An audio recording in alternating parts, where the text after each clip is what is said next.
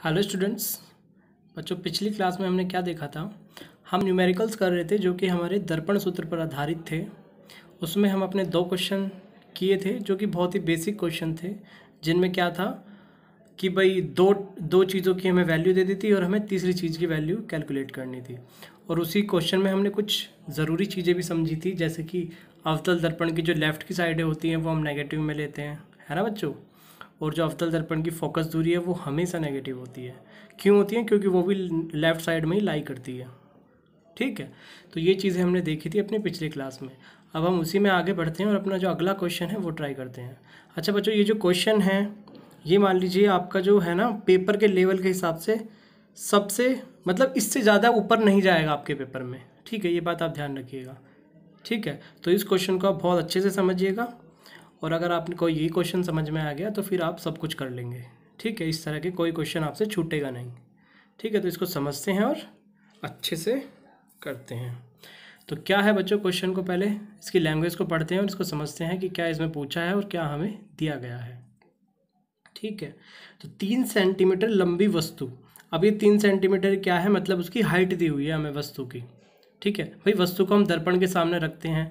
ठीक है, तो उसकी हमें हाइट दी हुई है 3 सेंटीमीटर की, वो लंबी वस्तु है। ठीक है, आगे बढ़ते हैं। 3 सेंटीमीटर लंबी वस्तु एक 8 सेंटीमीटर वक्रता त्रिज्या वाले अवतल दर्पण के सामने 12 सेंटीमीटर की दूरी पर मुख्य अक्ष के लंबवत रखी है। प्रतिबिंब की स्थिति, आकार व प्रकृति ज्ञात करें। इसमें बच्चों में क्या करना है, प्रतिबिंब की स्थिति बतानी है।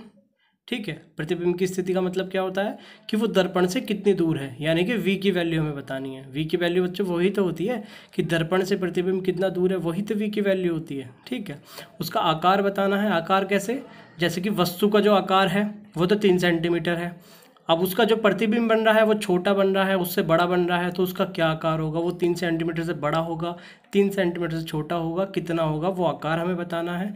और उसकी प्रकृति बतानी है कि भाई वो वास्तविक होगा, आभासी होगा, उल्टा होगा, सीधा होगा, कैसा होगा। ठीक है बच्चों, तो यही बेसिक चीज़ें हमें इसमें बतानी है। ठीक है, तो सबसे पहले हम क्या करते हैं बच्चों, इस तरह के क्वेश्चंस को करने से पहले जो जो हमें चीज़ें गिवन होती हैं, दी हुई होती हैं, वो हम लिखते हैं। तो ठीक है, उनको लिखते हैं और देखते हैं हमें क्या क्या गिवन है। तो 3 सेंटीमीटर लंबी वस्तु। अब मैं आपको एक चीज़ याद दिलाना चाहूँगा, जब हमने आवर्धन पढ़ा था हमने क्या पढ़ा था, m की वैल्यू प्रतिबिंब की ऊंचाई डिवाइडेड बाय बिंब की ऊंचाई, है ना। बिंब की ऊंचाई का मतलब क्या है, बिंब का आकार, बिंब की लंबाई, दूरी, बिंब की ऊंचाई, मतलब जो भी हो वो है। तो बिंब की ऊंचाई को हम किससे डिनोट करते हैं? बिंब मतलब वस्तु की, कोई भी वस्तु हो सकती है, उसकी ऊंचाई को डिनोट करते हैं h से। ठीक है बच्चों, तो ये क्या है, 3 सेंटीमीटर लंबी वस्तु, तो इसको हम क्या लिखेंगे, यानी कि हमें ये दी है h की वैल्यू। ठीक है बच्चों, याद आया आप सभी को? चलिए, तो ये हमने भाई लिख ली अपनी h की वैल्यू। क्लियर? अब आगे बढ़ते हैं। 3 सेंटीमीटर लंबी वस्तु एक 8 सेंटीमीटर वक्रता त्रिज्या वाले अवतल दर्पण, 8 सेंटीमीटर वक्रता त्रिज्या, ये हमें क्या दिया है, अवतल दर्पण की वक्रता त्रिज्या। वक्रता त्रिज्या को हम किससे डिनोट करते हैं बच्चों? r से। तो r हमें क्या दिया है, 8 सेंटीमीटर। ये बात हमें समझ में आ गई। ठीक है, आगे बढ़ते हैं। एक 8 सेंटीमीटर वक्रता त्रिज्या वाले अवतल दर्पण के सामने 12 सेंटीमीटर की दूरी पर मुख्य अक्ष के लंबवत रखी है। क्या रखी है? वस्तु। कि भाई वस्तु जो है अवतल दर्पण के सामने रखी है और 12 सेंटीमीटर की दूरी पे रखी है, यानी कि क्या है बच्चों ये, और मुख्य अक्ष के लंबवत रखी है। कहने का मतलब ये है कि दर्पण से जो वस्तु की दूरी है वो 12 सेंटीमीटर है। चलो मैं आपको बना के दिखाता हूँ कि क्या स्थिति है ये। भाई क्या हमें दिया है, मैं एक मिनट आपको थोड़ा सा बना के दिखाना चाहूँगा। ये बच्चों, ये हमारा हो गया अवतल दर्पण। ठीक है, इतना तो आप समझते ही हैं। ये हमारा अवतल दर्पण हो गया बच्चों। ये हमारा परावर्तक पृष्ठ हो गया। ये पीछे होगी पॉलिश वाली सतह, इसमें हम मुख्य अक्ष के वो ड्रॉ की हमने। ठीक है, यहाँ कहीं हमारा बच्चों वक्रता केंद्र होगा और इसके ठीक बीच में होती है फोकस बिंदु। ठीक है, अब यहाँ से यहाँ तक की डिस्टेंस को हम क्या कहते हैं, केंद्र से और यहाँ ध्रुव तक की डिस्टेंस को वक्रता त्रिज्या कहते हैं हम बच्चों, जो कि हमें कितनी दी हुई है, 8 सेंटीमीटर। इसको 8 लिख लेते हैं। क्लियर है बच्चों, समझ रहे हैं आप यहाँ तक? ठीक है, इसके बाद अब देखिए वो क्या कह रहा है हमसे कि 3 सेंटीमीटर लंबी वस्तु एक 8 सेंटीमीटर वक्रता त्रिज्या वाले अवतल दर्पण के सामने, यानी कि इधर 12 सेंटीमीटर की दूरी पर मुख्य अक्ष के लंबवत रखी है। भाई 8 तो यहाँ तक हो गया, अब 12 इधर ही तो जाएगा। मान लीजिए यहाँ कहीं 12 सेंटीमीटर हो गया, तो यहाँ इसके लंबवत रखी है। भाई यहाँ से ये मुख्य अक्ष का, मुख्य अक्ष के लंबवत है ये 90 डिग्री एंगल। लंबवत का मतलब क्या होता है, 90 डिग्री का एंगल जहाँ बने। तो इस तरह कोई वस्तु रखी है और इसकी हाइट कितनी है, 3 सेंटीमीटर। इस तरह की कोई सिचुएशन है बच्चों, ठीक है। ये जो है इसकी हाइट ये 3 सेंटीमीटर है, ये वस्तु है, ये मुख्य अक्ष के लंबवत होगी और ये कितनी दूरी है यहाँ से इसकी, 12 सेंटीमीटर दूर है ये, ठीक है बच्चों। समझ रहे हैं आप, समझ गए है ना भाई। ये है तो हमारी सिचुएशन। तो ध्रुव से दर्पण से वस्तु के बीच की दूरी कितनी है, 12 सेंटीमीटर। इसी को हम कहते हैं बच्चों यू कहते हैं। क्या कहते हैं, यू, ठीक है। अब यू दी कितनी है हमें, 12 सेंटीमीटर, ठीक है। लेकिन इसको लेंगे किस में हम, नेगेटिव में। क्यों, क्योंकि दर्पण के लेफ्ट साइड है ये, ठीक है भाई। भाई ध्रुव से देखो आप, ध्रुव की किस साइड पड़ रही है ये सारी डिस्टेंस, 12 लेफ्ट साइड पड़ रही है, तो इसको लेंगे हम माइनस में। अब ये त्रिज्या भी तो लेफ्ट साइड ही पड़ रही है बच्चों, है कि नहीं, तो इसको भी हम लेंगे नेगेटिव में, ठीक है। चले आगे, चलिए अब आप मुझे एक बात बताइए भाई, हमें ये चीज़ दी है, ठीक है, ये तो हमने लिख ली। अब हमें निकालना क्या है वो भी देख लेते हैं। प्रतिबिंब की स्थिति, यानी कि दर्पण से प्रतिबिंब कितनी दूर बनेगा, यानी कि हमें v की वैल्यू निकालनी है, ठीक है भाई। और क्या हमें निकालना है, उसका आकार निकालना है। क्या, किसका आकार, प्रतिबिंब का आकार। प्रतिबिंब के आकार को हम किससे डिनोट करते हैं, याद करिए बच्चों, प्रतिबिंब की ऊंचाई को डिनोट करते हैं h डैश से, ठीक है। आकार मतलब ऊंचाई ही है उसकी बच्चों, ठीक है। तो उसको मतलब कि हमें h डैश निकालना है। और क्या निकालना है, उसकी प्रकृति निकालनी है, इंग्लिश में इसको कहते हैं नेचर। उसकी नेचर निकालनी है, वो कैसी है प्रकृति, मतलब आभासी है, वास्तविक है, कैसा है, ठीक है बच्चों। चलिए भाई, अब आप याद करिए आपका दर्पण सूत्र क्या होता है, 1/f equals to 1/v plus 1/u, ठीक है। आपके पास u की वैल्यू तो है भाई। आपका दर्पण सूत्र क्या होता है, चलिए मैं आपके लिए लिख देता हूँ एक बार और। दर्पण सूत्र क्या होता है बच्चों, दर्पण सूत्र 1/f equals to 1/v plus 1/u, यही तो होता है हमारा दर्पण सूत्र। अब इस दर्पण सूत्र में देखिए आपके पास किस किस चीज़ की वैल्यू है। क्या आपके पास f है, नहीं है। क्या आपके पास v है, नहीं है। भाई v की वैल्यू तो हमें निकालनी ही है, केवल हमारे पास u है कि नहीं। अगर हमें f की वैल्यू कहीं से मिल जाए तो हम v की वैल्यू आराम से निकाल लेंगे। अब एक फॉर्मूला और याद करिए, मैं आपको याद दिलाता हूँ। हमने एक फॉर्मूला पढ़ा था कि वक्रता त्रिज्या और फोकस दूरी के बीच एक डायरेक्ट संबंध होता है। क्या, कि फोकस दूरी को दुगना कर दे तो वक्रता त्रिज्या आ जाती है ना बच्चों, आया याद। इसी को हमें अप्लाई करना है। क्या, हमारा फॉर्मूला है r इक्वल्स टू 2f, है ना बच्चों। अब r तो हमें दिया है, f हमारे पास नहीं है। अगर हम f निकाल ले इसकी सहायता से तो हमारा काम बन जाएगा, है ना। तो f निकालते हैं। ये 2 बच्चों यहाँ इसके मल्टीप्लाई में तो डिवाइड में चला जाएगा, तो f इक्वल्स टू क्या हो जाएगा, r/2, ठीक है। ये बात आप समझ पाए हैं, ठीक है। बहुत ही सिंपल है, बस हमने क्या किया, इस 2 को इसके डिवाइड में ले गए, ठीक है, ताकि f को हम इंडिपेंडेंट कर सके एकदम, ठीक है, क्योंकि हमें f की ही वैल्यू निकालनी है। अब r की वैल्यू हमें क्या दी है, -8 यहाँ पुट किया, डिवाइडेड बाई 2 से इसे काटेंगे तो कितनी बार कटेगा, ये 4 बार। तो f की वैल्यू हमारी क्या आ गई, -4 सेंटीमीटर। माइनस क्यों आई ये तो आपको पता ही है, क्यों, क्योंकि अवतल दर्पण की फोकस दूरी हमेशा माइनस में होती है बच्चों। क्लियर है सारे बच्चों को, ठीक है। तो फोकस दूरी हमारी आ गई -4 सेंटीमीटर, ठीक है। अब हमारे पास f की वैल्यू है, u की वैल्यू है, हम इजीली v की वैल्यू कैलकुलेट कर सकते हैं, है ना। अब यहाँ से v की वैल्यू पहले अलग कर लेते हैं। कैसे करेंगे बच्चों, 1/f, u वाली को इधर ले आओ, आ गई। यहाँ पे क्या बचा हमारा, 1/v, ठीक है बच्चों। अब इसको ताकि ये सुंदर लगे उलट पुलट करके लिख लेते हैं। कैसे, 1/v को इधर ले आते हैं और ये इसको इधर ले आते हैं। 1/v equals to 1/f minus 1/u। भाई फ़र्क थोड़ी पड़ेगा, इसको इधर लिखो उधर लिखो, ठीक है। चलिए अब क्या करेंगे हम, बस अब वैल्यू पुट करना स्टार्ट कर दीजिए। f की वैल्यू क्या है हमारे पास, -4, इसको पुट करिए, -4 माइनस दिया, माइनस तो है ही।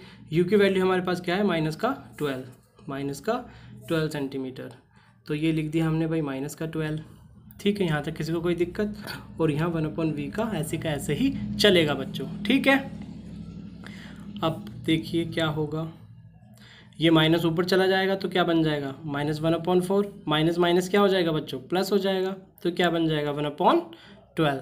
क्लियर है सारे बच्चों को, चलिए भाई अब इसको कैसे सॉल्व करते हैं, एलसीएम लेकर के। जब 4 और 12 का आप एलसीएम लेंगे तो 12 इसका एलसीएम आएगा बच्चों, ठीक है। 4 3 ज़ा 12, यानी कि 3 बार चला और 3 के ऊपर 1 बार मल्टीप्लाई हो जाएगी, तो क्या आ जाएगा -3। 12 को 12 से डिवाइड करिए 1, 1 के 1 में मल्टीप्लाई 1। इसको ऐसे तो सॉल्व करते हैं, तो बहुत ईजी आपको आता होगा सॉल्व करना, ठीक है। अब देखिए 3 में से 1 गए, कितने बचे, 2 बचे। और बड़ी संख्या कौन सी है, 3 के आगे कौन सा निशान है, माइनस का, वो ही निशान आ जाएगा यहाँ पे, ये आ गया, ठीक है बच्चों। जो बचा हम उसको अलग से लिख लेते हैं, माइनस के 2/12, ये हमारे पास बचा। क्लियर है बच्चों। अब इसको काटते हैं, 2 6 ज़ा 12, क्या बचा, माइनस के 1/6। अब हम यहाँ तक आ गए बच्चों। अब हमें वैल्यू किसकी कैलकुलेट करनी थी, v की। अगर हम v को पलट दें तो ये भी तो पलट जाएगा, ठीक है। तो v को ऐसे लिखते हैं और ये हो जाएगा बच्चों -6 सेंटीमीटर।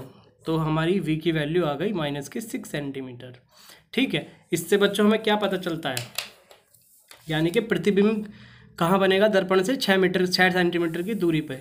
भाई ये तो है हमारी वक्रता त्रिज्या 8 सेंटीमीटर यहाँ तक, तो यानी कि प्रतिबिंब हमारा कहाँ बनेगा बच्चों। और फोकस दूरी कितनी है हमारी, 4 सेंटीमीटर, यानी कि यहाँ तक तो हमारी 4 है और यहाँ तक 8 है, तो 6 कहाँ होगी हमारी, लगभग इसके बीच में होगी, सी और एफ के बीच में होगी ना लगभग, है ना बच्चों। तो यानी कि प्रतिबिंब हमारा कुछ यहाँ बनेगा ऐसे करके, है ना बच्चों, समझ गए ना आप। चलिए तो v की वैल्यू आ गई हमारी, ठीक है। अब हमें देखते हैं और क्या करना है, प्रतिबिंब की स्थिति। अब इसका हमें निकालना है बच्चों आकार, क्या निकालना है, आकार, और उसकी प्रकृति, क्या निकालनी है, प्रकृति। चलिए भाई पहले हम प्रकृति को देखते हैं बच्चों।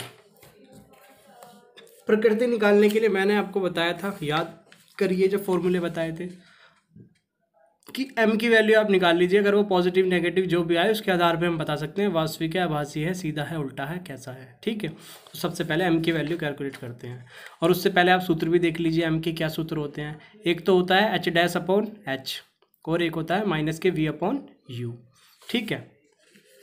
अब आप मुझे बताओ यहाँ पे मैं m का कौन सा फॉर्मूला अप्लाई करूँ, m का मैं यहाँ कौन सा फॉर्मूला अप्लाई करूँ। भाई आपके पास h की वैल्यू तो है, क्या आपके पास h' की वैल्यू है, नहीं है बच्चों, वो तो हमें कैलकुलेट करनी है ना।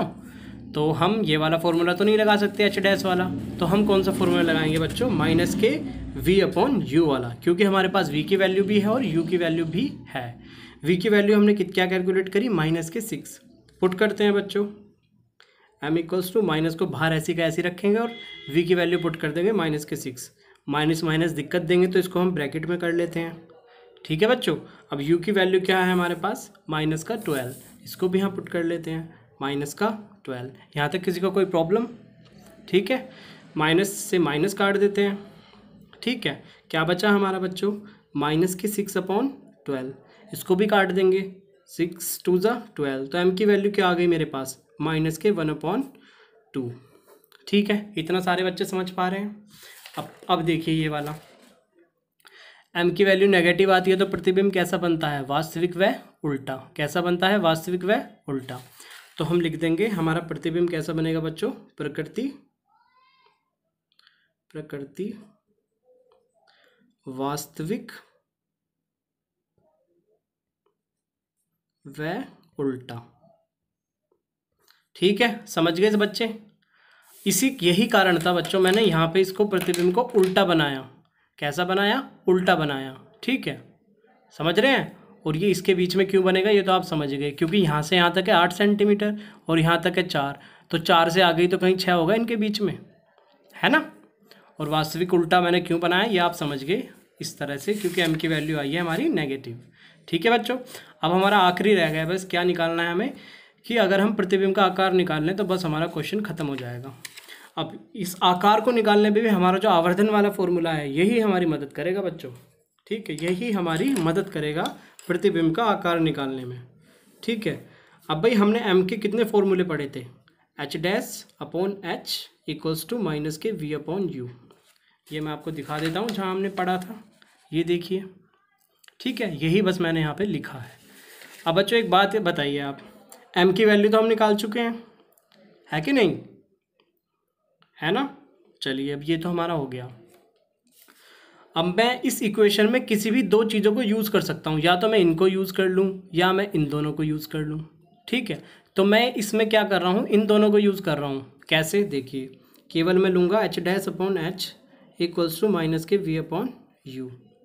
ठीक है, समझ रहे बच्चों। चलिए अब इसमें देखिए आपके पास किस किस की वैल्यू है वो लिख दीजिए, और जिसकी नहीं है वही हमें कैलकुलेट करनी है। अब बताइए, एच डैश की वैल्यू तो हमारे पास है नहीं क्योंकि हमें कैलकुलेट करनी है। एच की वैल्यू हमारे पास है, ये देखिए एच की वैल्यू कितनी है, 3 सेंटीमीटर। इसको यहाँ लिख देते हैं हम 3 सेंटीमीटर। क्लियर है बच्चों। और क्या है हमारे पास, वी की वैल्यू है कितनी है, 6 सेंटीमीटर माइनस के 6, और यू की वैल्यू हमारे पास है 12 सेंटीमीटर, वो भी माइनस के। क्लियर है, माइनस से माइनस काट दूँ, किसी को कोई प्रॉब्लम नहीं होनी चाहिए। ठीक है, अब क्या करेंगे बच्चों हम, अब क्या करेंगे, अब कुछ भी नहीं करेंगे, बस हमारा आंसर आ जाएगा। बच्चों हमने कुछ गड़बड़ तो नहीं कर दी, एक बार चेक करेंगे सारे बच्चे, हमने कोई वैल्यू गड़बड़ तो नहीं लिख दी है।